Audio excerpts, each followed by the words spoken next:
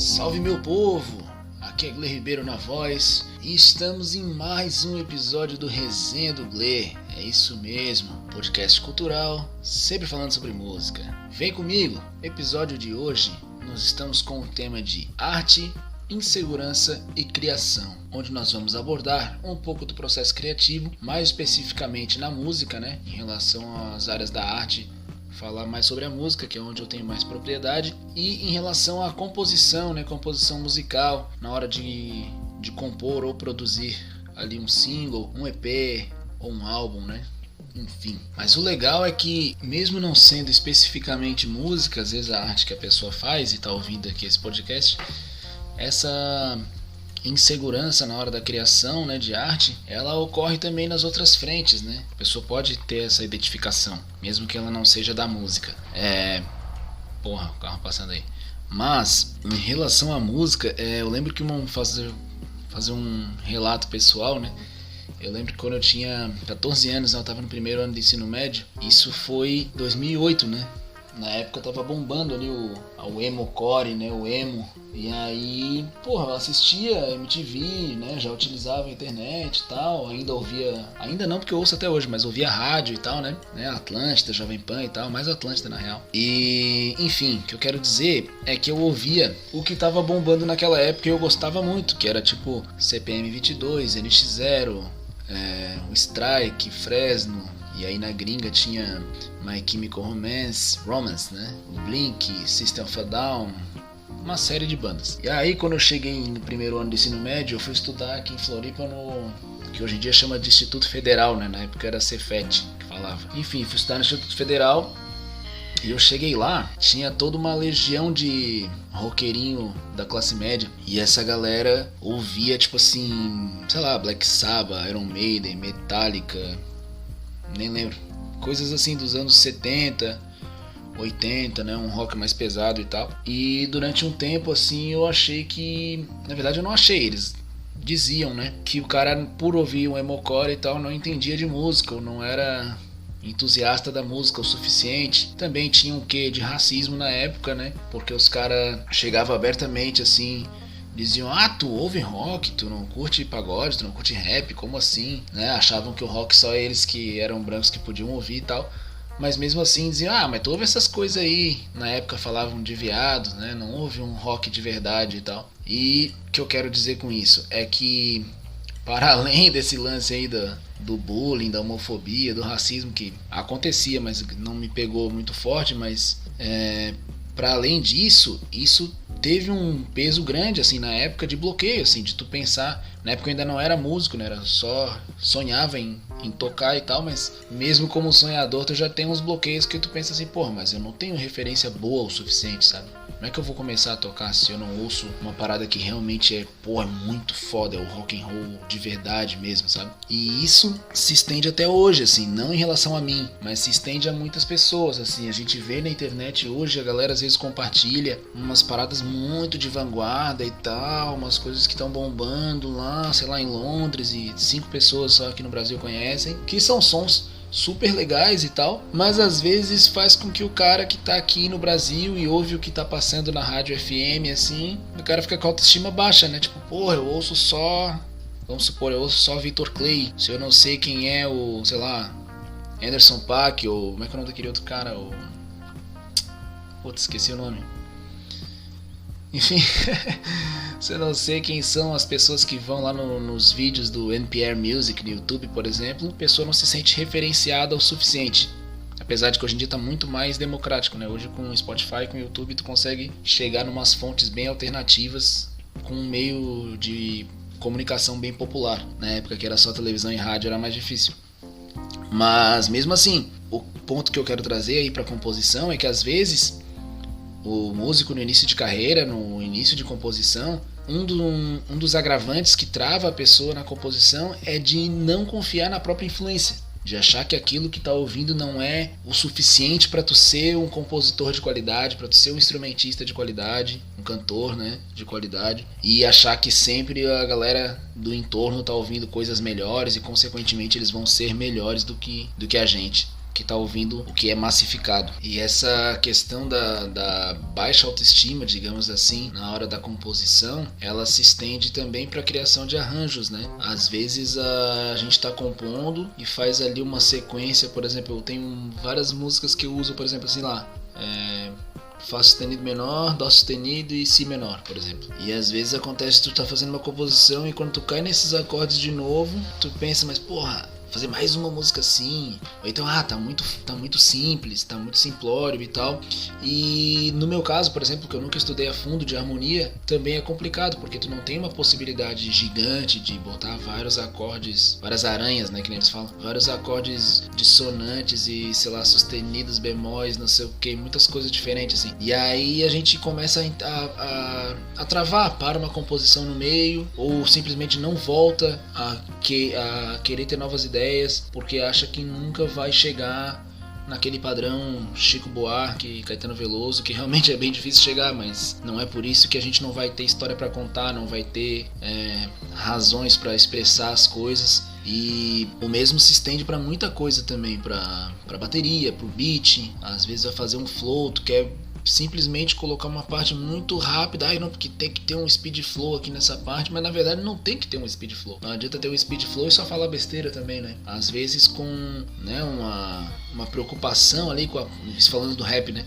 Uma preocupação ali com a punchline ou com um speed flow, a pessoa enche de palavra ou faz uma redundância numa frase só para ter uma frase de efeito e tal. Então essa questão da super influência, da boa influência, ela obviamente é boa, ela é importante, mas a gente também não deve se travar com isso, né? Não compor porque não tá uma coisa tão elaborada quanto a construção do Chico Buarque ou como, sei lá, Refazenda do Gilberto Gil, mas a gente esquece que músicas, sei lá, como Desenho de Deus, sei lá, do Armandinho, tocaram o coração de milhares de pessoas, né, milhões até, e são composições muito mais simples, mas que têm o seu valor também, e às vezes a gente tem uma inspiração simples e trava no meio, não leva adiante aquela composição porque acha que a inspiração simples, a influência do pop ou da música que circulou na mídia de massa não vai ser boa o suficiente. E é muito engraçado porque a gente fica preso nisso, né? Porque o tempo todo a gente que é músico, o tempo todo a gente tá vendo a postagem das outras pessoas, né? Que nem o pessoal fala hoje em dia, né? Da gatilho, né?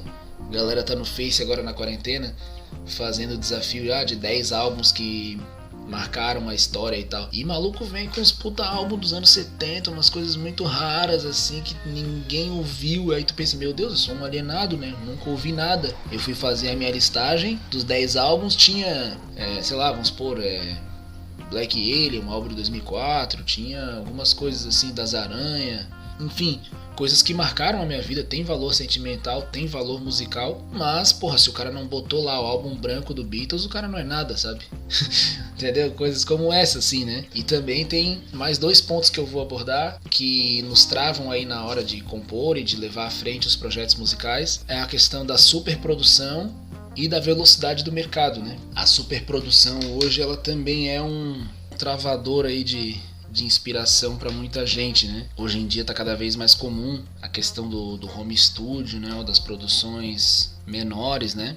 Hoje em dia é muito comum no meio musical, por exemplo, o produtor musical fazer a captação do áudio, edição, mixagem, masterização e até o lançamento, né? Coisa que antigamente, por exemplo, seriam 4 ou 5 profissionais numa equipe. Mas enfim, a questão da superprodução também nos trava no sentido de que tu tem uma ideia musical, mas quando tu percebe que tu não tem conhecimento técnico, tu não tem equipamento ou tu não tem recurso financeiro para investir em fazer um puta beat ou gravar numa puta qualidade com muitos instrumentos, com um puta produtor, não leva aquele projeto para frente, sabe? Justamente porque também o rigor tá maior, né, do mercado, as produções estão cada vez mais corriqueiras e cada vez mais elaboradas. Só que nesse meio tempo, né, fica muita música legal pra trás, fica muito EP legal pra trás, por essa insegurança de, meu Deus, não vai ter, sei lá, 5 arranjos de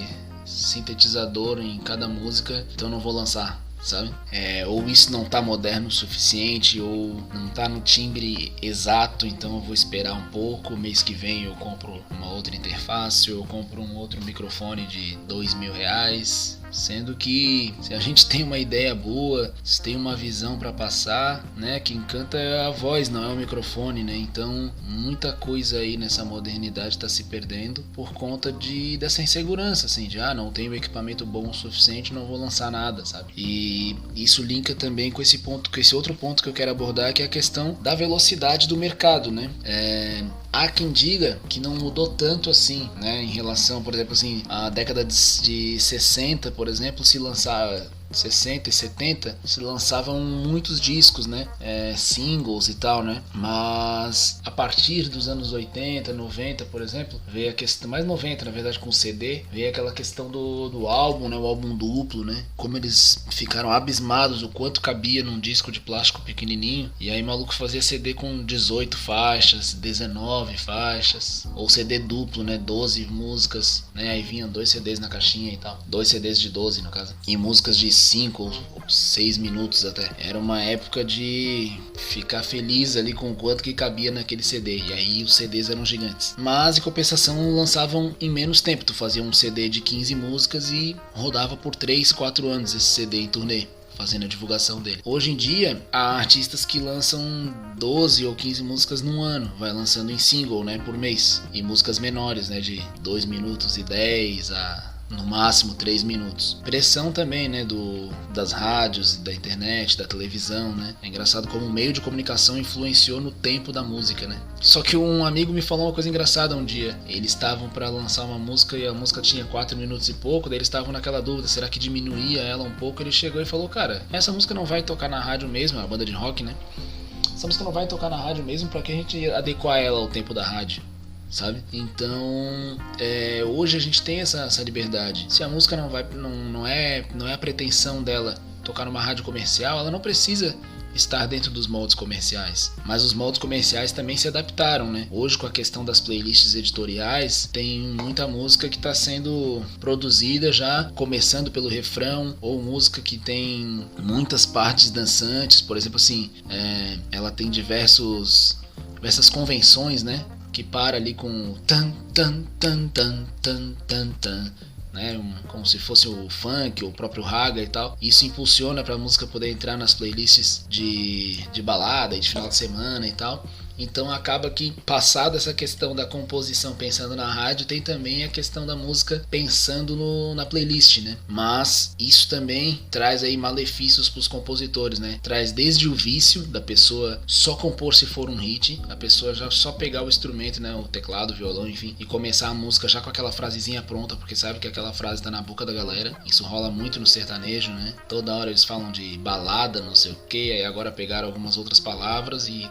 todos eles repetem as mesmas palavras porque sabe que aquilo vai bombar. E também bloqueia o compositor que não quer entrar nessa roda, né? Quando ele pensa, fiz uma música, porra, mas ela não é hit, velho. Ela não tem 2 minutos e 30, não é totalmente dançante, não fala o texto que tá na boca da galera, então ela não vai bombar em playlist nenhuma, então não vai rolar. E aí fica na gaveta o projeto. Mas é aí que pode estar o verdadeiro ouro, né? Quando tu insere a tua própria gíria, né? A tua gíria da tua região, insere a tua própria batida na música, que dá a renovação do mercado, né? A gente viu agora recentemente o Funk 150, né? O Brega Funk vindo do Recife também, né? Já existia, obviamente, um funk estabelecido no mercado, digamos assim, né?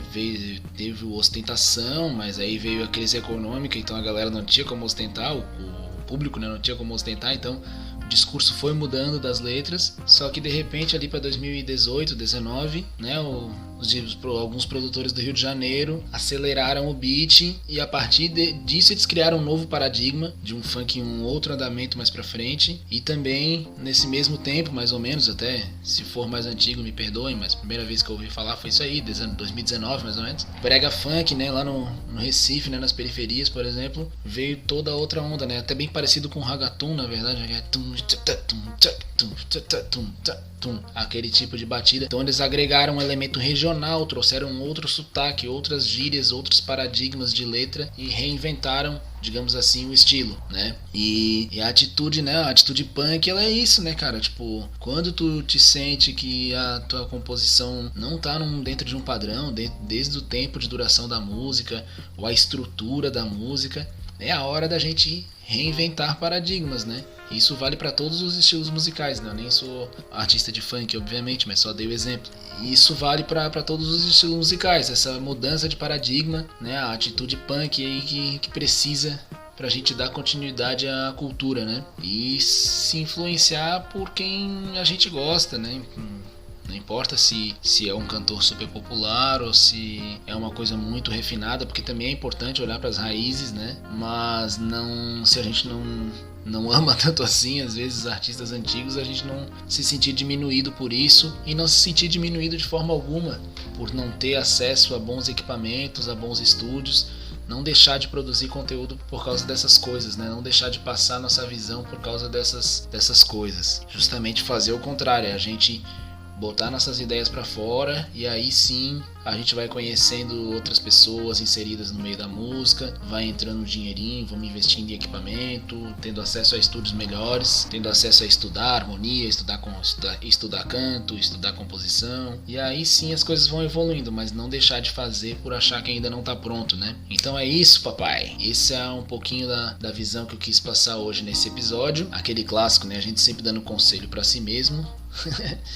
Assim a gente evolui também. E é isso, galera, essa visão não acaba por aqui. Quem quiser continuar o debate, né, com dúvidas, questionamentos, reclamações, opiniões, dá um salve lá no Instagram, @gle_ribeiro, ou se quiser mandar alguma coisa mais formal, parcerias e tal, também no e-mail ribeiro.ferrugem@gmail.com. Vou deixar na descrição do episódio os contatos. E é isso, galera, keep rock, né? Vamos continuar aí fazendo a sonzeira, como diria o Das Aranha, fazendo som, quebrando a vala, fazendo amor, o tempo não para. Fogo nos racistas, viva a democracia e grande abraço, valeu!